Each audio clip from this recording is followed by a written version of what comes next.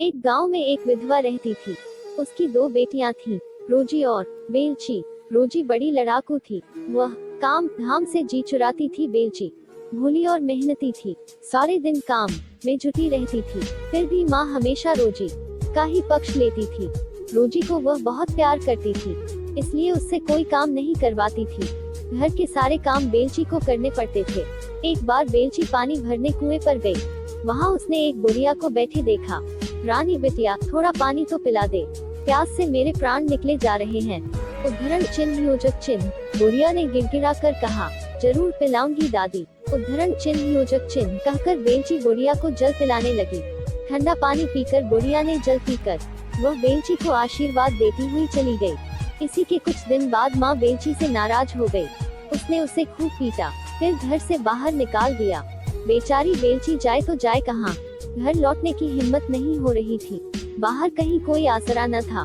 इसी उधेड़ बुन में वह रोती रोती बस्ती से बाहर चली गई। चलते चलते सांझ हो गई।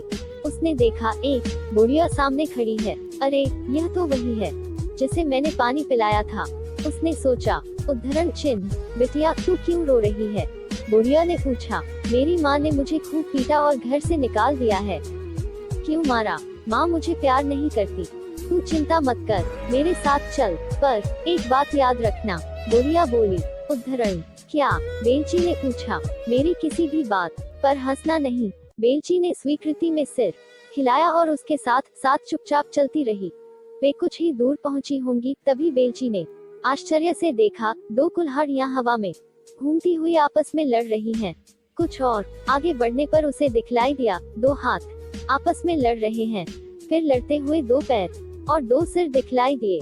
बेलची मेरी बिटिया, भगवान तेरा भला करे, बुढ़िया ने कहा और सामने बनी झोपड़ी में चली गई। बेटी जरा भोजन बनाओ, मैं सुबह से भूखी हूँ, तुम्हें भी भूख लगी होगी। बुढ़िया टूटी कुर्सी पर बैठ गई, अपने हाथों से अपना सिर उठाया और घुटनों पर रख दिया।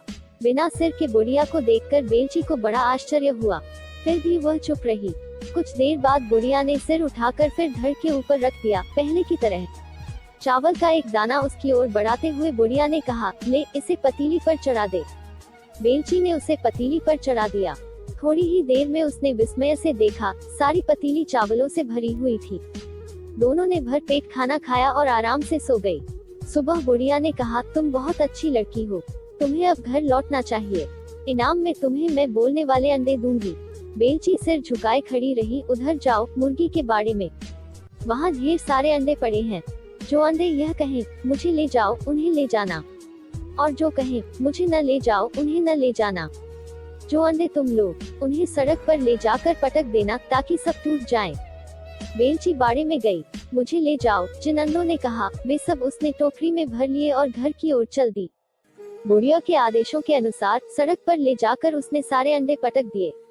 उसने देखा उन अंडों से हीरे, मोती और सुंदर सुंदर रेशमी कपड़े निकले, तरह तरह के जेवर भी। उन्हें समेटकर वह घर लौटी। माँ ने इन बहुमूल्य वस्तुओं के साथ उसे देखा तो बहुत खुश हुई, उसे खूब प्यार किया। तू भी बेलची की तरह जंगल में जा, वहाँ से बहुमूल्य वस्तुएं ले आ। माँ ने रोजी से कहा। रोजी जंगल में गई तो उसे भी वही बुढ़िया मिली। उसी तरह उसने भी कहा कि वह घर से दुखी होकर जंगल में आए हैं, उसे भी सहारे की जरूरत है। बुढ़िया ने आदेश दिया, यहाँ जो भी तुम देखो उस पर हंसना नहीं। उसने हाँ में सिर हिला दिया। पर बेलची के मुकाबले में रोजी का स्वभाव कुछ अलग था। थोड़ी ही देर में हर बात पर वह बुढ़िया की खिल्ली उड़ाती हुई हंसने लगी। सुबह बुढ़िया ने कहा, अब तुम घर पर जाओ, मैं तुम्हें कुछ अंडे उपहार में दूंगी। ये बोलने वाले अंडे हैं। जो अंडे कहें मुझे ले जाओ, उन्हें ले जाना, जो कहें मुझे न ले जाओ, उन्हें न ले जाना। रोजी का स्वभाव तो विचित्र था ही। उसने छांट छांट कर उन्हीं अंडों को चुना जिन्होंने कहा हमें न ले जाओ। सड़क पर ले जाकर उसने अंडे तोड़ लिए, परंतु इनमें से सांप, बिच्छू और कई जहरीले कीड़े निकले। रोजी प्राण बचाती हुई घर की ओर भागी। हौंसती हौंसती वह घर पहुंची। माँ ने इन जहरीले कीड़े मकोड़ों को उसके पीछे पीछे घर में आते देखा तो वह बहुत नाराज हुई। उसने रोजी की हमेशा हमेशा के लिए घर से बाहर निकाल दिया।